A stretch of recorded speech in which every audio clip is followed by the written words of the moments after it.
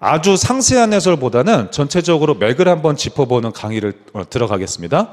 지금 일단 첫 번째 문제에서 외부 효과에 대한 설명으로 틀린 거 이렇게 찾아보라고 했는데, 외부 효과라는 것 자체가 누군가의 행동이요, 남한테 이익을 주거나 손해를 주는 행위 혹은 피해를 주는 행위를 외부 효과라고 표현을 하거든요. 그럼 지금 1번 선지 바로 정답을 줬어요. 긍정적인 외부 효과다 이렇게 표현했는데, 제가 보통 수업 때 어떻게 설명을 드리냐면, 이거는 남 좋은 일이다, 딱 이렇게 치환해서 공부하시면 되거든요. 자, 그럼 읽어보겠습니다. 사회적으로 필요한 적당한 수준보다 과잉 생산의 결과를 가져온다.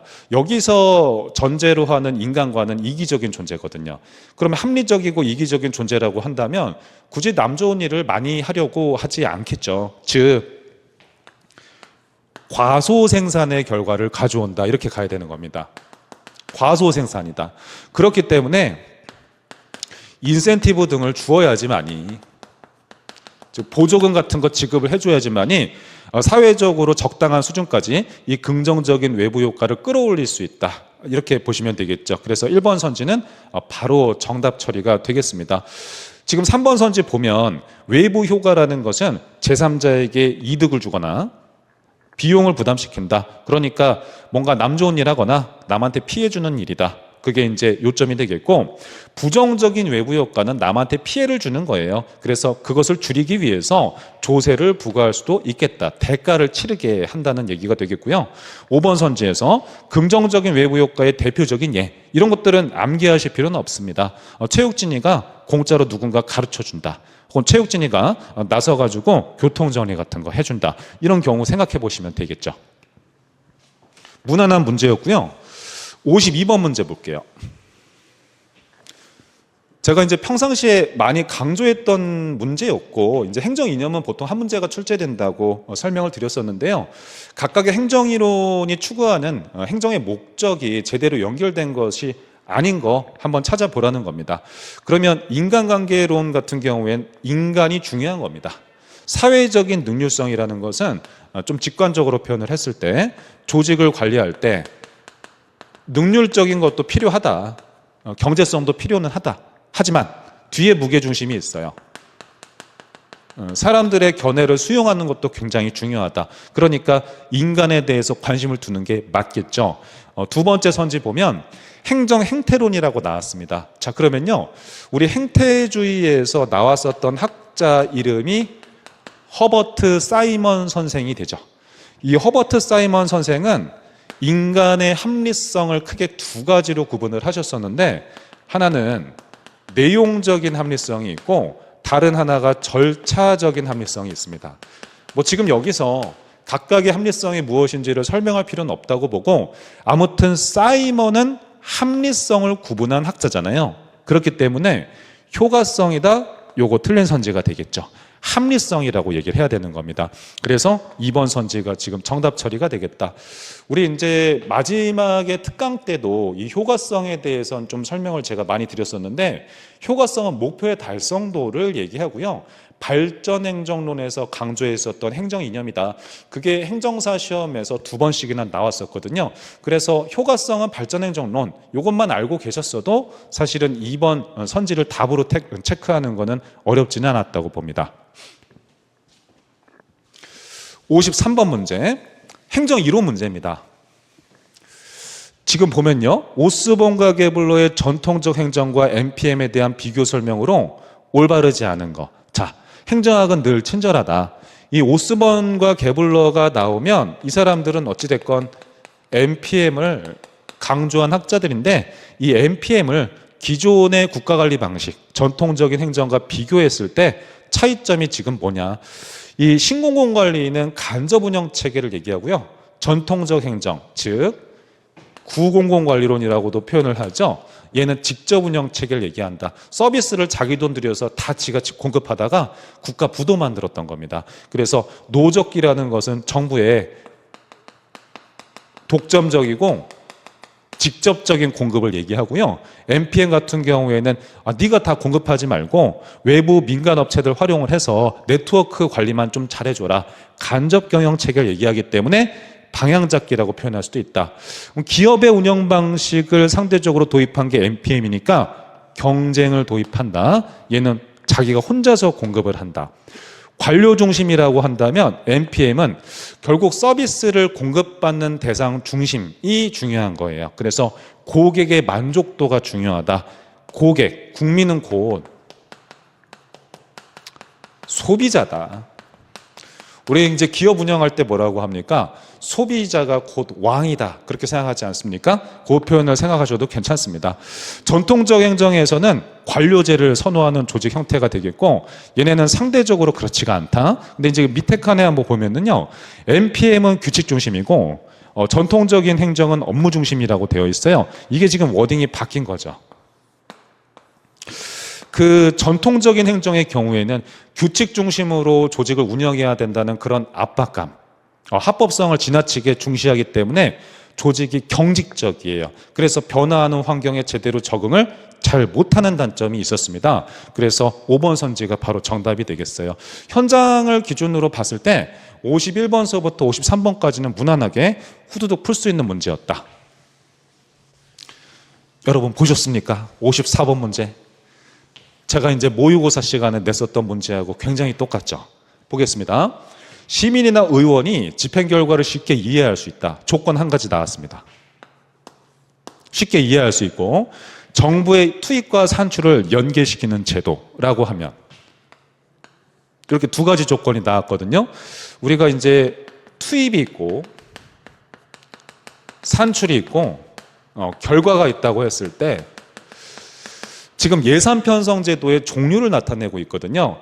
어떤 사업을 진행하는데 어느 정도의 투입물이 들어가는가, 이것을 중심으로 예산을 편성하는 시스템을 우리가 PBS라고 공부를 했었죠.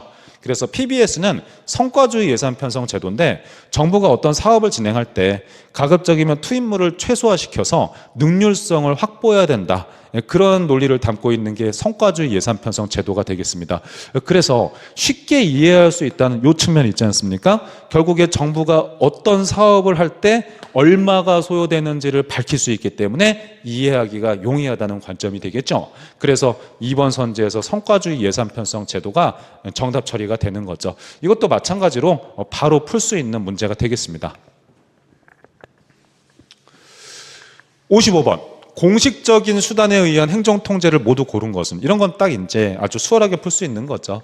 그 공식적인 수단이라는 것은 명문화된 수단인 거예요. 룰에 의해서. 그러한 행정 통제를 모두 고른 것, 직관적으로 그냥 푸셔도 괜찮습니다.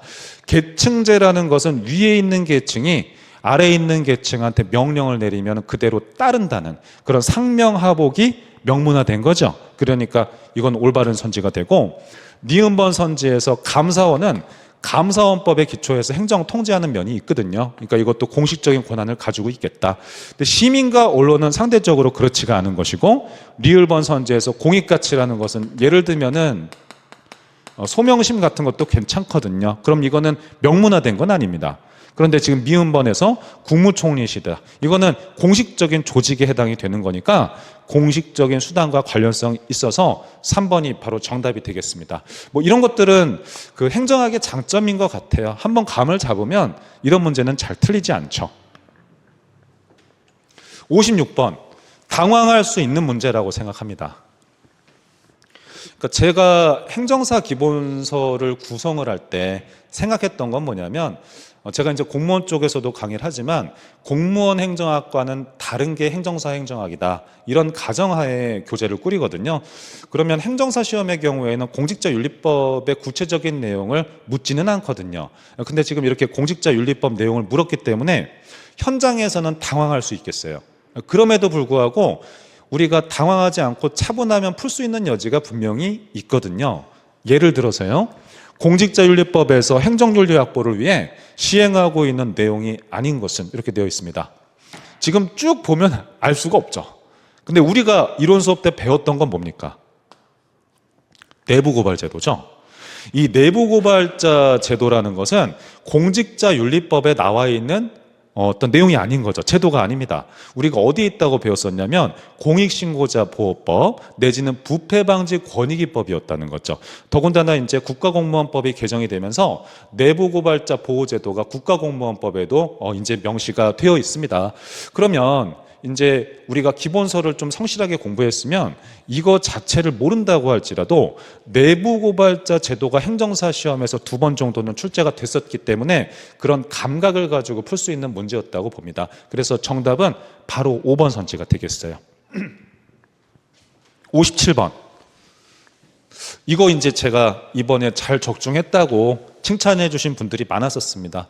이게 그동안 그 행정사 행정학에서는 홀대받던 주제가 맞거든요. 그럼에도 불구하고 제가 이거를 꾸준히 가르쳤던 이유가 행정학에서 원래 중요한 주제예요. 그래서 언젠가 이렇게 나올 줄 분명히 알았습니다. 자, 집행의 신축성 유지하기 위한 제도에 대한 설명으로 올바른 거, 그러니까 신축성을 확보하기 위한 유연함을 확보하기 위한 여러 가지 시스템에 대한 설명으로 틀린 거, 올바른 거 보겠습니다. 이용이라는 것은 큰 지출 단위 간의 자금 융통을 뜻합니다. 그런데 세 항목, 행정과목 간의 예산을 상호 융통하는 것이다. 그럼 이용이 아닌 거죠, 여러분. 이것은 전용이라고 하는 겁니다. 그래서 전용의 경우에는 작은 지출 단위 간의 자금 융통이기 때문에 국회의 승인이 필요가 없고 기재부 장관 승인만 있으면 된다. 2번 선지, 전용이랑. 그러면은 전용이라는 게 지금 장관항이라고 얘기를 했거든요. 입법 과목이라고 얘기를 했습니다. 입법부의 승인이 필요하기 때문에 입법 과목이라고 하거든요. 그럼 왜 입법부의 승인이 필요하냐? 큰 지출 단위 간의 자금 융통이기 때문이에요. 따라서 이거 전용이 아니고요. 이용이다. 이렇게 보시면 되겠죠. 그다음 3번. 이체라는 것은 자금의 이체를 얘기하는 건데 구체적으로 얘기하면 자금의 책임 소관을 변경해 주는 거죠. 정부조직법 같은 것들이 바뀌었을 때요.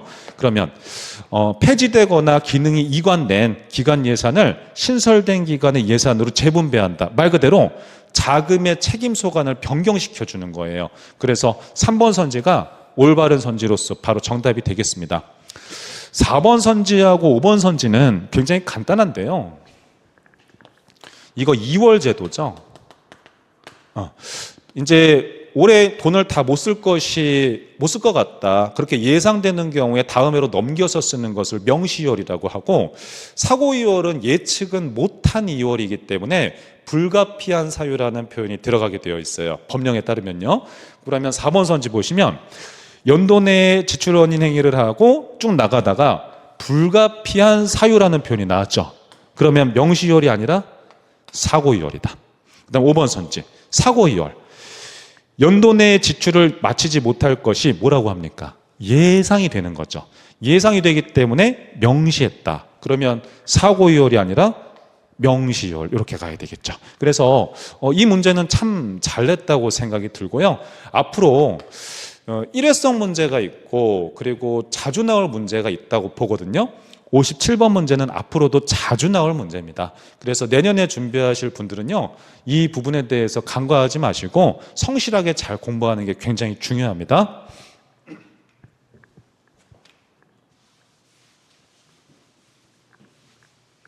58번 문제. 제가 이제 빨간색으로 처리해둔 이유가 뭐냐면 정답 없음 처리될 가능성이 매우 크다고 보고요. 지금 저뿐만 아니라 다른 강사 선생님들도 아마 58번 같은 경우에는 정답 처리, 모두 정답 처리가 이제 되겠다. 왜냐하면 정답이 없음이니까요. 그렇게 될 가능성이 크다고 봅니다. 다음 예산의 원칙과 예외 연결이 올바르지 않은 거 한번 살펴보면 5번 선지를 먼저 보겠습니다.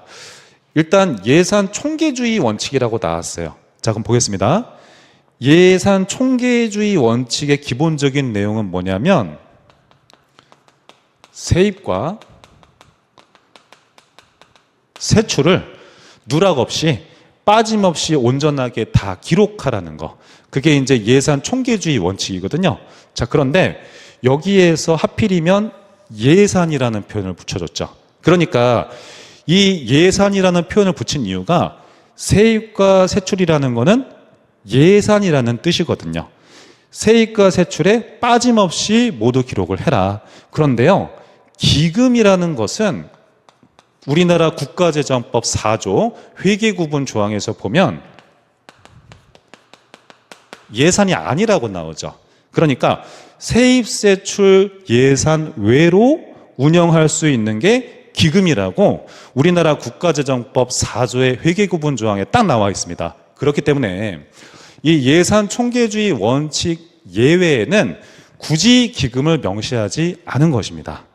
그렇기 때문에 여러분들이 문제를 풀 때 어찌됐건 이게 예산이랑 기금은 다른 개념이므로, 그리고 우리나라 국가재정법 4조에서도 그렇게 명시하고 있기 때문에 이 기금이라는 것은 예외로 보는 게 일반적이거든요. 근데 출제자는 이렇게 생각을 한 것 같아요. 예산 총계주의 원칙의 예외 조항에 기금이 나와 있지 않기 때문에 이게 이제 지금 정답이다라고 보신 것 같은데, 그렇게 하실 거면은 이 문제에서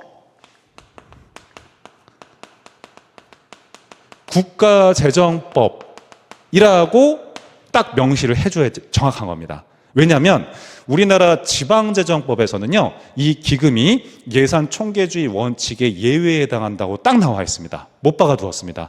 그렇기 때문에 일반적인 이제 수험과 수험서에서는 모두 다 이 기금이라는 것은 예외로 보는 게 일반적이다 이러는 겁니다. 그래서 여러 가지로 살펴봐도 좀 틀린 점이 많은 거죠. 이렇게 법령을 구체적으로 명시하지 않았다는 것도 문제가 되고, 또 국가재정법의 차원에서 보더라도 엄연히 지금 예산이라고 써두었고요.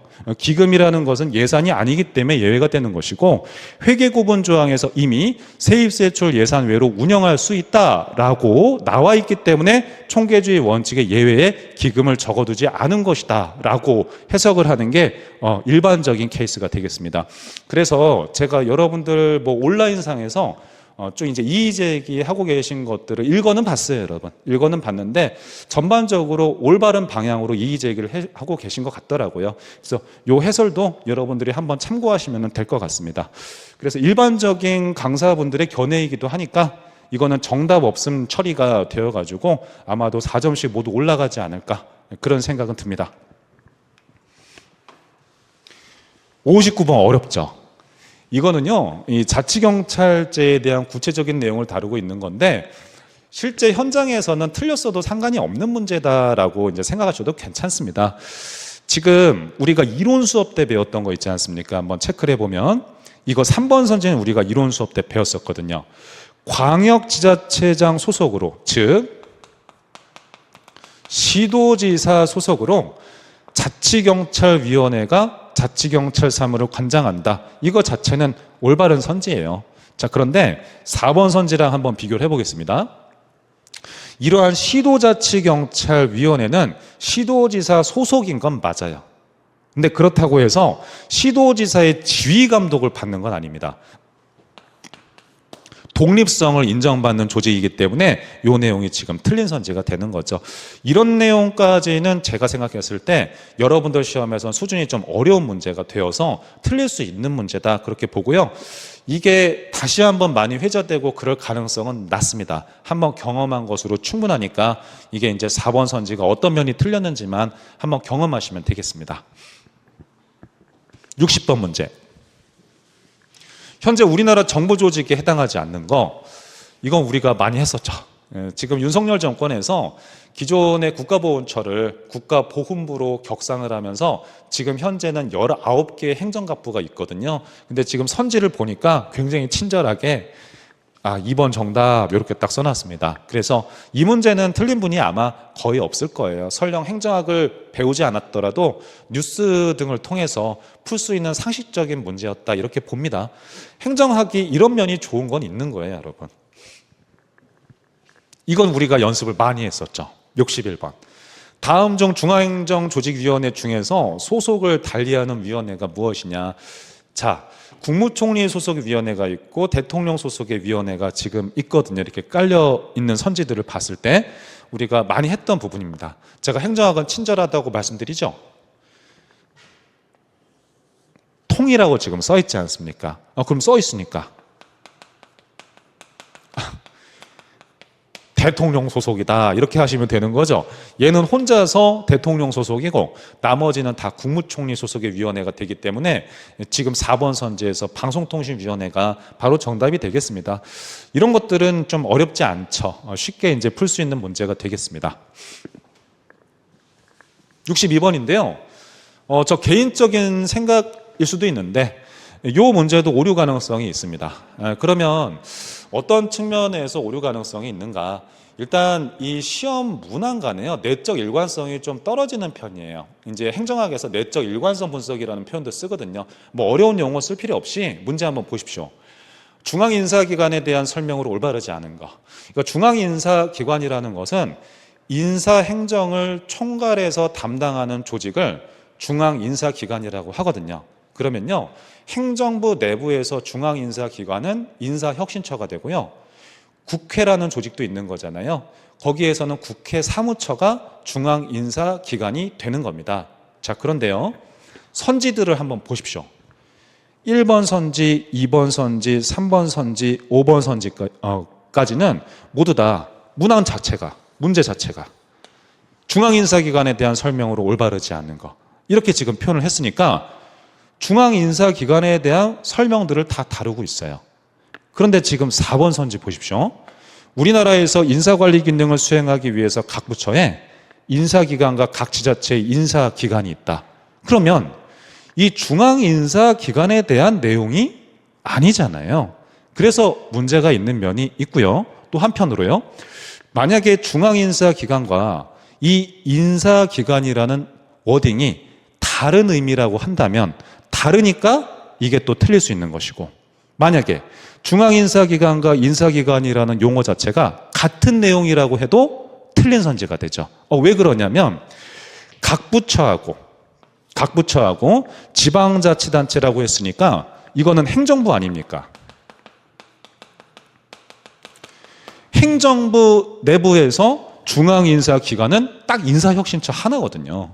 예, 그러니까 이게 같은 의미라고 봐도 문제가 되고 다른 의미라고 봐도 문제가 되는 겁니다. 그렇기 때문에 이 4번 선지도 문제의 소지가 분명히 저는 있다고 해석을 하고 있는 것이죠. 물론 이 3번 선지 있지 않습니까? 이거 틀린 거 맞아요. 예를 들어서 읽어보겠습니다. 1948년 정부 수립 이후에 우리나라 중앙인사기관은 비독립 단독형을 지속적으로 이제 유지해서 오고 있다. 이거 지금 틀린 선지는 맞습니다. 예를 들면 1999년이에요. 이때 김대중 정권 때 중앙인사위원회라는 조직이 있었고, 그 중앙인사위원회라는 조직은 비독립 합의형에 해당했었거든요. 그래서 역사적으로 봤을 때 이 3번 선지는 틀린 거는 맞아요. 근데 아까 말씀드렸던 것처럼 여기 62번에서 4번 선지도 오류 가능성은 분명히 저는 있다고 보는 것이죠. 그래서 만약에 출제자가 조금 더 기민하게 출제를 하려면요, 이렇게 했어야 돼요. 중앙인사기관에 대한 설명으로 이런 식으로 가장 옳지 않은 것은, 이런 식으로 표현을 해줬으면은 저 같은 경우에도 그래 뭐 이거 넘어가자 그렇게 뭐 봤을 수도 있을 것 같은데, 문제도 뭔가 온전치가 않고 선지도 온전치가 않은 겁니다. 그래서 이제 여러분들께 제가 이제 시험장에 가서 처음에 저도 같이 시험을 봤던 거잖아요. 이 부분에 대해서 문제 오류 가능성이 있다, 논란의 여지가 있다, 이렇게 설명을 드렸던 겁니다. 이제는 여러분들이 해소가 됐을 거라고 보고 넘어가도록 하겠습니다. 공급의 담당 주체와 수단의 결합 방식으로 공공 서비스를 아래와 같이 나타낼 때 괄호 안에 들어갈 내용으로 올바른 겁니다. 이건 제가 바로 그냥 채워버리도록 할게요. 사실은 이 2x2표를 이렇게 다 채워봐라 이런 식의 문제가 많이 나오는 형태는 아닌데 우리가 보통 첫 시간에 배우는 편이거든요. 자, 공급 수단과 공급 주체가 있습니다. 공급 주체라는 거는 누가 서비스를 이제 생산하는가. 공공부문이라는 것은 정부를 뜻하고요. 민간 부문은 시장을 뜻합니다. 공급하는 방식이라는 것은 권력이 있고 시장이 있다. 자, 그러면 이 시장 방식을 활용한다는 건 구체적으로 가격 메커니즘을 적극적으로 활용한다는 거예요. 바꿔 말하면 서비스를 공급할 때 돈을 받는 성격이 상대적으로 강하다, 이렇게 보시면 되겠죠. 그럼 기획본 같은 경우에는 정부가 뭐 국방 서비스 공급하는 케이스 생각하시면 되겠고, 이게 바로 일반 행정이라고 얘기를 한다. 자, 그런데 이 민간 부분이 직접 공급을 하면서 생산 수단, 공급 수단이라는 게 권력 방식을 활용한다는 것은 민간 위탁입니다. 저기서 이제 권력 방식을 활용한다는 거는 이 서비스 공급에 대한 책임은 정부가 지는 게 일반적이다, 이런 의미가 내포가 되어 있거든요. 오늘 이번에 출제됐었던 문제 중에서요, 이 민간 위탁 방식의 여러 가지 유형이 많아요. 그 중에서 하나가 바우처 방식이 있어요. 바우처 방식. 예를 들면 복지 바우처가 될 수도 있고, 뭐 문화 바우처가 될 수도 있고, 여러 가지 이제 바우처가 있는 것인데, 우리가 정부로부터 바우처를 받아가지고 그 바우처를 가지고 서비스를 공급하는 민간 업체들을 찾아가는 거죠. 그래서 가장 마음에 드는 거 하나 선택해서 우리가 서비스를 공급받는 거죠. 이제 이 바우처라는 게 뭔가 금전적인 쿠폰, 이렇게 생각을 하시면 되거든요. 일종의 체크카드처럼 생각하시면 되는 거예요. 그다음 디귿번 선지는 우리가 이제 많이 했었던 책임운영 기관을 얘기합니다. 국립현대미술관 같은 거 생각하시면 되겠고, 나머지 하나가 이제 민영화라고 얘기를 하는 거죠. 민영화라는 거는 KT 같은 조직을 생각하시면 되는 거예요. 그래서 정답은 이렇게 4번 선지가 되겠습니다. 이 64번 문제는 그 조직론 문제에서 이제 유일하게 하나 나왔었던 문제가 되겠다. 왈도의 조직이론 분류에서 고전적인 게 있고 신고전적인 게 있고 현대 조직 이론이 있거든요. 근데 그 사람의 그 분류 자체가 어디에 의미가 있냐면 이 현대 조직 이론 분류에 있습니다. 현대 조직 이론은 공통점이 개방 체제의 관점의 이론이라는 거예요. 오픈 시스템으로 조직을 바라보고 환경에 맞게 적응해 나가는 현상을 강조하는 이론을 현대 조직 이론이라고 얘기를 하죠. 그럼 지금 한번 보십시오. 4번 선지하고 5번 선지를 한번 비교해 보십시오. 조직을 환경과 상호작용하는 동태적이고 유기체적인 개방체제로 파악을 한다. 그러니까 환경에 맞게 적응해 나간다는 뉘앙스가 들어있죠. 5번 선지, 조직 발전을 위해서 조직의 변동과 갈등을 전적으로 억제한다. 잘 보십시오. 지금 4번 선지하고 5번 선지는 서로 상충한 내용이에요. 그러면 둘 중에 하나가 정답인데, 현대 조직 이론은 개방체제로 바라보고 적응하는 걸 강조하잖아요. 근데 얘는 억제한다고 표현했으니까 5번 선지가 틀린 내용이 되는 거였습니다. 뭔가 어려운 워딩이 많지만 이 안에서 차분하게 접근하면 얼마든지 잘 풀 수 있는 그런 수월한 문제가 되겠습니다. 65번도 우리가 참 많이 연습을 했었죠. 경력직 공무원에 대한 설명으로, 옳은 거네요. 옳은 거. 그 공무원의 유형을 크게 두 가지로 분류합니다. 경력직이 있고 특수 경력직이 있죠. 그러면 이 개념 정리가 좀 중요한 거였는데, 경력직 공무원은 이제 정년을 보장해주는 공무원이고, 가급적이면 공개경쟁 채용 시험을 치러서 뽑는 거, 이러면 경력직 공무원이라고 합니다. 그럼 얘네는 정년을 보장하는 편이고 얘네는 그렇지가 않다, 이런 뉘앙스를 가지고 있으시면 되죠. 자, 그러면 이거 4번 선지 보십시오. 실적과 자격에 의해서 임용이 되고 신분이 보장이 된다. 경력직인 거죠. 상대적으로 그렇지 않으면 특수경력직 공무원이 되는 겁니다. 예를 들면 경력직 공무원의 경우에는 일반직 공무원이 있고 특수한 일에 담당하는 특정직 공무원이 있으며, 특수경력직 같은 경우에는 별정직이 있고 정무직이 있는 거죠. 그래서 4번 선지 아주 수월하게 접근해서 풀 수 있었다. 다른 선지도 한번 볼까요? 직업공무원제의 적용을 받는다라고 해야 되죠. 우리 이제 직업공무원제라는 것은 공무원한테 오랜 정년을 보장하지 않습니까? 그래서 받지 않는다, 이거 지금 틀린 선지가 되고, 선거에 의해서 취임하는 공무원은 정무직 공무원이지 않습니까? 정무직 공무원은 특수경력직이니까 경력직이라는 포인트는 지금 틀린 선지가 되고요. 3번 선지에서 특수한 임무를 수행하기 위해서 임용이 되는 별정직 공무원이 대표적인 경력직 공무원이다. 앞에 설명이 뭐 그렇다 치더라도 별정직이라는 것은 특수경력직이라고 나와 있기 때문에 지금 3번 선지는 틀린 내용이 되고요. 기술 연구에 종사하는 공무원, 이것도 제가 마지막에 모의고사에서 사실 냈었던 선지거든요. 얘네는 경력직 공무원에 포함한다라고 돼야 되는 거죠. 그래서 해당하지 않는다, 틀렸습니다. 기술 연구직이다, 연구에 종사한다, 이건 일반직 공무원이 되는 거예요. 66번. 사실 바우처 제도를 직접적으로 물어본 문제는 이게 처음이에요.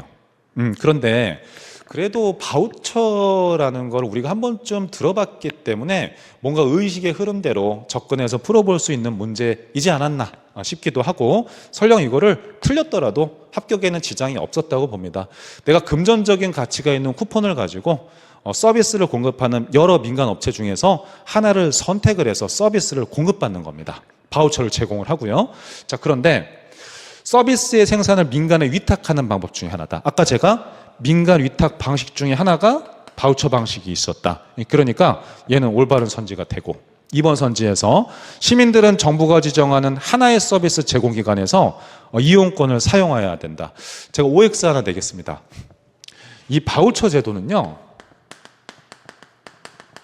소비자, 여기서 말하는 건 소비자는 국민이라고 생각하시면 돼요. 소비자의 선택권을 보장하는 시스템일까요? 보장하지 않는 시스템일까요? 보장하는 시스템이 되겠죠. 내가 어떤 체크카드를 가지고 서비스 공급하는 여러 업체들을 비교해서 하나 선택을 하는 겁니다. 자, 그런데 지금 2번 선지에서 보면 하나의 이렇게 나왔으니까 이게 지금 틀린 선지가 되는 겁니다. 그럼 결국에 바우처 제도라고 했을 때 소비자의 선택권을 보장하는 제도구나, 그것만 좀 잘 알고 있었어도 바로 풀 수 있는 선지가 되겠죠. 여러 가지 이제 방식들이 있어요. 전자 이용권을 제공한다. 전자적으로 할 수도 있고요. 종이 바우처를 제공을 할 수도 있고요. 그래서 보시면 소비자 중심이라는 표현이 나오는 거죠. 왜냐하면 소비자 선택권을 보장하게 되니까 5번 선지에서 노인장애인 보육정책 등에서 서비스가 확대가 되고 있다. 문화생활에도 활용이 되고요. 복지정책에도 활용이 되는 겁니다. 67번.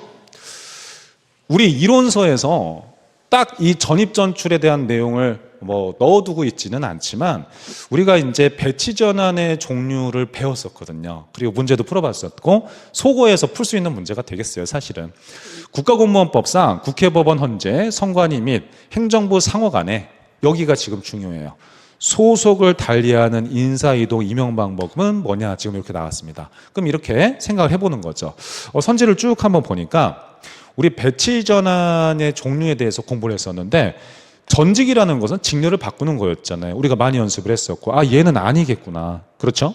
그럼 전보라는 것은 보직을 이동하는 것인데, 이것은 A 주민센터에서 B 주민센터로 이동을 하는 것이지 소속을 달리하는 인사이동은 아닌 것이죠. 그래서 여러분들이 딱 제끼셨을 거라고 생각은 하고요. 파견은 내가 소속 기관을 유지한 채로 다른 기관에서 일시적으로 근무하는 형태, 제가 문제도 한번 냈었기 때문에 자연스럽게 1번, 2번, 4번 선지는 명확하게 제꼈을 거라고 보고요. 그럼 전입이랑 겸임을 비교를 하는 건데 느낌이 그렇잖아요. 겸임이라는 것은 두 개의 공직, 직위를 겸하는 거예요. 그런데 그런 내용이 지금 들어가 있지 않으니까 이게 감으로 3번 선지 이러지 않았을까, 그런 생각이 듭니다. 그래서 우리나라가 예를 들어서요, 부총리제를 운영을 하고 있어요. 국무총리 있고 국무총리 밑에 부총리가 2명이 있거든요. 그 중에 한 명이 기재부 장관이고 또 다른 한 명이 교육부 장관입니다. 자, 그럼 한번 생각을 해보십시오. 기재부 장관은 기재부 장관 역할을 수행하면서도 부총리직을 겸임하고 있는 거예요. 약간 그런 포인트로 이해하셔도 상관은 없습니다. 68번. 이거는 우리가 기출 선지에서 많이 풀었던 거예요. 스마트 전자정부 나왔습니다.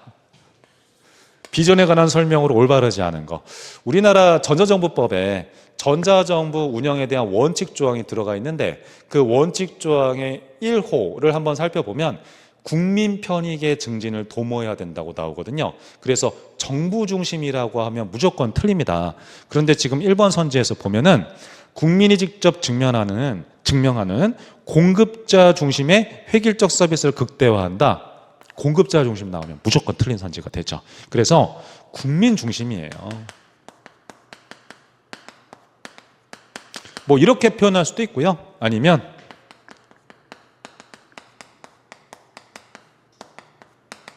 수요자 중심 이렇게 표현할 수도 있는 겁니다. 그래서 전자정부에 관련된 내용이 나왔을 때 이러이러한 선지가 정답이 잘 되니까 이거 잘 체크해 두셔라, 그런 말씀 제가 많이 드렸었거든요. 그 부분만 인지하고 있었으면 이제 무난하게 풀 수 있는 그런 문제가 되겠습니다. 이건 여러분들이 나머지 한번 읽어보시고 넘어가도록 하겠습니다. 이건 우리가 많이 했었죠. 69번. 자, 지방자치제도에서 법인격이 없는 행정계층에 해당하는 것은, 자, 행정계층이라는 워딩을 딱 둔 거죠. 그러면 어떤 것들은 다 지방자치단체일 것이고, 왜냐하면 지자체가 법인이니까 하나는 행정계층이 될 겁니다. 근데 출제자가 좀 친절했어요. 우리가 기존에 많이 배웠던 게 나왔거든요. 제주특별자치도, 제주시. 요거는 지자체가 아니죠, 여러분. 우리가 마지막에 주민투표제도에 대해서 제가 모의고사 문제를 내면서 그때 제주도와 관련된 얘기를 했었거든요. 아무튼 이 제주시라는 것은 행정시죠, 여러분. 행정시. 행정시. 그래서 제주시에도 제주시장은 당연히 있어요. 그런데 그 제주시장은 도지사가 임명을 하는 임명직입니다, 여러분.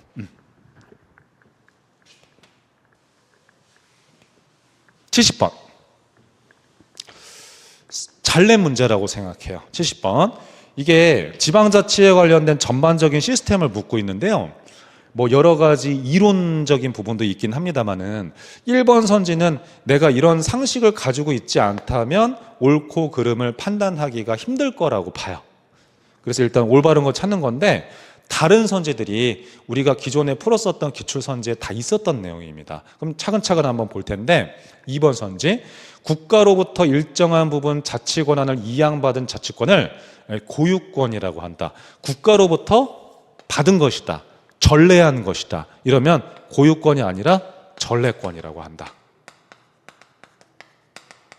그 다음 3번 선지, 특례시에는 자치구가 설치되어 있다. 이거는 23년도 행정사 기출선지입니다.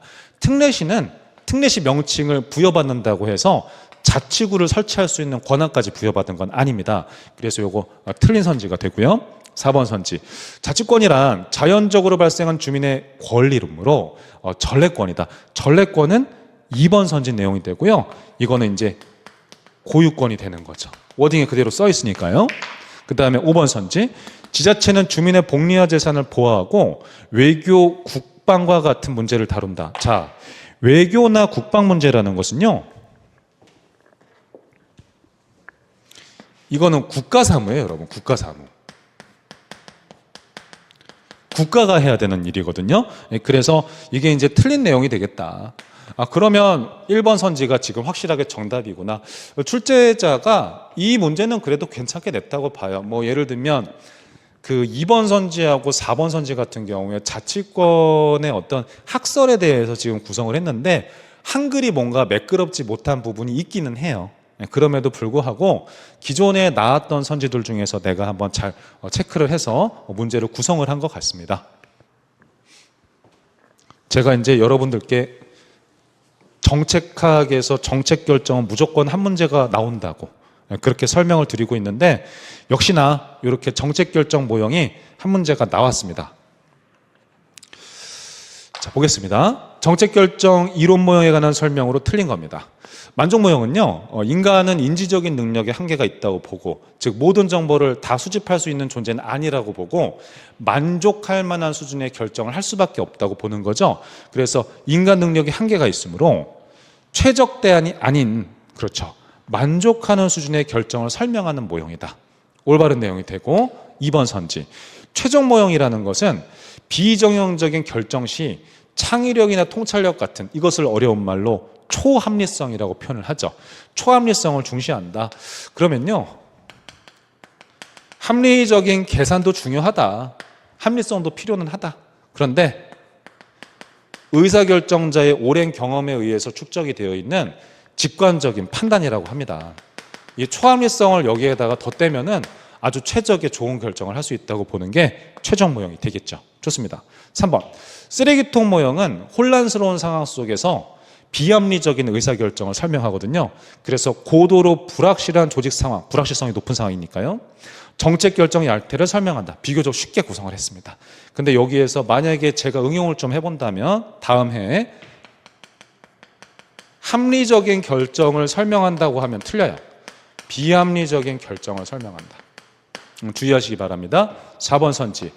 관료정치 모형이라는 것은 고위 관료들 간의 여러 가지 이해관계를 여러 가지로 섞다 보면 비합리적인 결정이 나타날 수 있다. 그것을 설명하는 게 관료정치 모형인데, 의견이 동일한 관리자들이 연합해서 최종 해결안을 선택을 하고 토론과 협상을 매우 중시한다. 뭔가 그럴듯해 보이지만 의견이 동일한, 이거 지금 틀린 선지가 되겠죠. 나의 이해관계를 반영하려는 노력들이 들어가게 돼요. 그래서 각각의 고위 관료들이 사익 추구하는 현상 속에서 비합리적인 결정이 만들어지는 것을 설명합니다. 그렇기 때문에 의견이 동일하다, 요거 틀린 선지가 되겠죠. 제가 봤을 때는 이번에 출제한 문제 중에서 가장 세련된 문제예요. 기존에 볼 수 없었던 선지이면서도 세련되게 문제를 잘 만드셨습니다. 자, 점증 모형은 점진적인 결정을 설명하는 모형이죠. 기존에 어떤 결정이 있었는데 그거 버리지 말고 약간 고쳐나가면서 결정하는 게 좋지 않겠냐. 그래서 약간의 향상을 위해서 그럭저럭 헤쳐나가는 과정으로 본다. 좋습니다. 이거 어렵습니다. 72번. 우리가 이제 여러 가지 이론들 참 많이 봤는데 제가 느꼈던 게 뭐냐면 우리 23년도에 무의사결정론이 처음으로 나왔었어요. 그럼 그 무의사결정론 자체가요, 비기득권의 여러 가지 도전을 엘리트 세력이 무력화시키거나 봉쇄시키는 현상을 설명하는 게 무의사결정론인데요. 그 무의사결정론에서 의사결정자는 어떤 존재인 거냐, 지금 이걸 묻고 있기 때문에 약간 어려운 문제였었습니다. 자, 그런데요, 우리 이론서를 들여다보면 이렇게 나옵니다. 정책결정 모형은 크게 세 가지 카테고리로 분류가 됩니다. 예를 들어서 합리적인 모형이 있어요. 합리적인 모형이라는 것은 의사결정자가 의사결정에 필요한 모든 정보를 다 가지고 있는 거예요. 그래서 완벽한 결정을 해내는 현상을 설명하는 게 합리적인 모형이고, 그거 말고 비합리적인 의사결정 모형이라는 게 있어요. 그럼 여기서 비합리적이라는 건 뭐냐? 세상의 결정이라는 게 꼭 가장 능률적인 대안만 합리적으로 선택되지는 않는다. 이것을 설명할 수 있다는 겁니다. 가령 사람들의 권력관계에 따라서 비합리적인 결정도 얼마든지 나타날 수가 있겠다. 그냥 그 결정 자체가 굉장히 능률적인 대안이냐, 그게 중요하지 않다는 겁니다. 어떤 A라는 사람이 있고 B라는 사람이 있다고 가정했을 때 A라는 사람이 B라는 사람보다 더 많은 권력을 가지고 있을 경우에는 그냥 밀어붙여가지고 권력 가지고 비합리적인 결정을 해낼 수도 있는 게 이 세상이라는 거죠. 자, 그러면요, 이 비합리적인 모형 중에서 여러 가지가 있는데 그 중에 하나가 우리 배웠었던 정책 네트워크 모형이 들어가요. 그럼 정책 네트워크는 철의 삼각도 있고 정책 공동체도 있고 이슈 네트워크도 있는 것이죠. 또 한편으로 조합주의도 있습니다. 근데 여기에 대해서는 여러분들이 이제 건드릴 필요가 없기 때문에 제가 굳이 가르칠 필요가 없다고 생각을 했고요. 다른 하나가 이게 있어요. 엘리트론이 있고 다원론이 있어요. 그러면 엘리트론, 다원론은 엘리트가 예를 들어서 더 많은 권력을 가졌기 때문에 어떤 결정이라는 건 소수 엘리트가 좌지우지하는 거다, 이렇게 설명하면 엘리트론이고요. 아니야, 그런 엘리트들은 없고 국민 대다수 혹은 소규모의 이익 집단들이 권력을 가지고 있어. 그래서 대다수의 국민들이 정책 결정을 주도하는 거야. 이러면 다원론적 관점이 되는데요. 저기 무의사결정론은 여기 엘리트론 관점에 들어가는 모형이 되는 겁니다. 자, 그럼 보십시오. 무의사결정론은 엘리트론에 들어가니까 엘리트론은 비합리적인 결정을 설명하는 거잖아요. 그런데 보십시오. 3번 선지. 무의사결정은 정치적 행위자는 자신의 효용과 만족감을 최대화하기 위해서 합리적으로 행동하는, 이거 틀린 선지가 되는 거죠. 아주 예리하고 어려운 문제가 되기 때문에 저는 이거 문제 푸는 과정에서 이거는 참 신박하고 괜찮다 그런 생각을 했었던 것 같아요. 그럼 아까 엘리트주의에 대해서는 제가 이제 설명을 했던 것 같고 4번 선지에서 제도주의라는 것은 우리 이제 신제도주의나 구제도주의 생각하셔도 괜찮은데요. 이런 식으로 일반적으로 신자가 안 붙으면 구제도주의라고 보시면 돼요. 그러면은 정책 분석의 초점은 제도의 공식적이고 법적인 기구에 맞추는 것이다. 이것은요. 공식적인 제도만 제도로 간주하는 구제도주의적인 관점이 되는 것이고 다원주의는 아까 말씀드렸던 것처럼 일반 대중이 어떤 정책 결정을 주도한다. 그럼 정부는 주도자 역할을 하는 게 아닌 거죠. 중립적인 조정자 역할만 수행하면 되는 겁니다. 1번 선지는 이런 것까지 낼 줄은 몰랐습니다. 근데 뭐 정답은 아니니까요. 이 마르크스주의에서 하고 싶은 말은 자본가 있죠.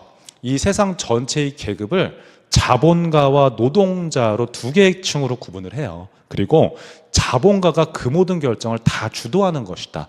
그것을 설명하는 게 마르크스주의가 되겠습니다. 73번. 주민소송제입니다.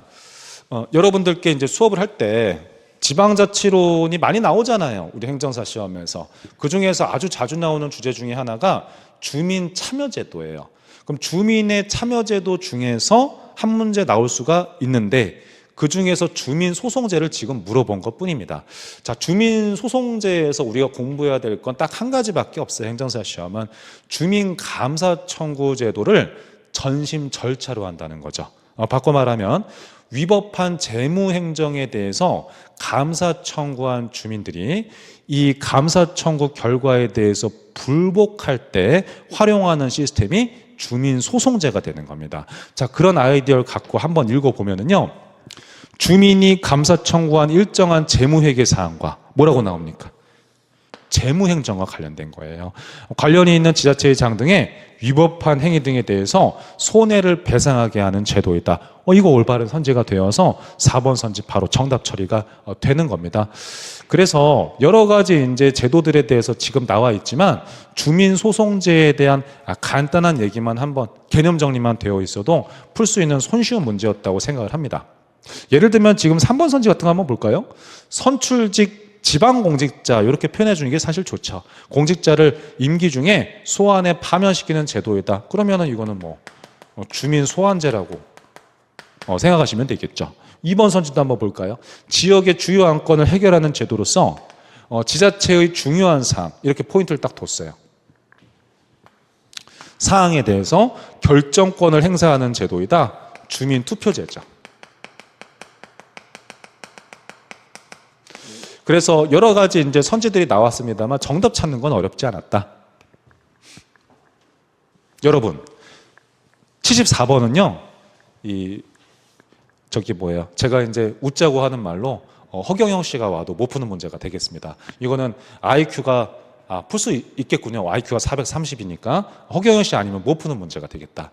그래서 한번 살펴보면 우리나라는 도농통합이나 행정구역 개편을 통해서 지속적으로 통합을 전개해 왔는데 가장 최근에 통합한 도시는 뭐냐? 저는 이거를 현장에서 풀기는 했어요, 여러분. 그럼 이거는 제가 알고 풀었다기보다 제가 찍는 요령을 항상 알려드리잖아요. 그 요령을 제가 그대로 적용을 해서 1번 선지 선택해서 풀었던 문제가 되겠습니다. 이건 한번 경험만 하시고요. 이 문제가 반복해서 출제되거나 그러지는 않을 겁니다. 지금 청주시 같은 경우에 이제 2014년에 가장 비교적 최근에 만들어진 이제 지자체 통합이 되겠습니다. 그래서 이건 1번 선지 정답만 한번 보고 넘어가시죠.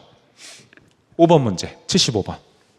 관리과학에 대한 설명으로 올바른 것은 이건 이제 전형적으로 풀리는 그 요령에 따라서 접근해서 바라볼 수 있는 건데요. 관리과학에 대한 설명으로 올바른 거. 이거 능률적인 관리거든요. 쉽게 얘기하면은. 근데 만약에 관리과학을 몰랐다고 가정을 해보겠습니다. 그런 경우에 3번 선지에서 질적인 분석이라는 표현을 했고요. 5번 선지에서 수량적인 분석이라고 했어요. 이거 3번 선지하고 5번 선지가 상반된 내용이죠. 그렇게 보면 3번 아니면 5번이 정답인 거예요. 일단 그렇게 됩니다. 자, 그런데 정치적인 요인을 고려한다 이렇게 나왔습니다. 그러면 정치적인 요인이라는 것은 숫자랑은 관련성이 없는 거잖아요. 자, 그렇게 보면 얘는 이퀄 관계가 되겠죠. 그렇게 보면 5번 선지에서 계량적 분석에 입각해서 처방을 제시한다. 이게 가장 정답 처리가 되겠죠. 그러니까 행정사 행정학이라는 게 모든 걸 다 외우려고 하면 여러분들이 어려울 수가 있어서 제가 뭔가 이제 풀어드리는 요령을 항상 알려드리는 편인데, 이 관리과학 같은 경우에 좀 생소한 주제일 수는 있어요. 그럼에도 불구하고 이게 뭐 많이 나오거나 그러지는 않을 겁니다. 그래서 한번 이렇게 경험하면 되지 않나, 그런 생각을 가지고 있고요. 아무튼 수량적인 분석을 통해서 능률적인 관리를 하려는 그런 체계적인 지식을 모아두자는 것을 관리과학이라고 보고 있습니다. 자, 그러면 전반적으로 해설 강의, 총평, 뭐 공부법 이런 것 등에 대해서 다 잡아드렸고요. 온라인상에서 많이들 물어보시더라고요. 예를 들면 58번 문제하고 그리고 62번 문제에 대해서 물어보는 분들이 계셨는데, 이런 포인트 상으로 한번 정리를 해보시면 될 것 같습니다. 그 결과는 나중에 뭐 지켜봐야 알겠지만 58번은 가능성이 좀 커 보이고요. 상대적으로 62번은 약간 그에 비해서 낮을 수도 있지만, 제가 말씀드린 부분을 한번 잘 생각을 한번 해보시면 그럴듯하다 이런 생각이 들 수도 있을 것 같아요. 자, 그러면 우리는 이제 25년 대비반에서 뵙는 걸로 하겠습니다. 감사합니다.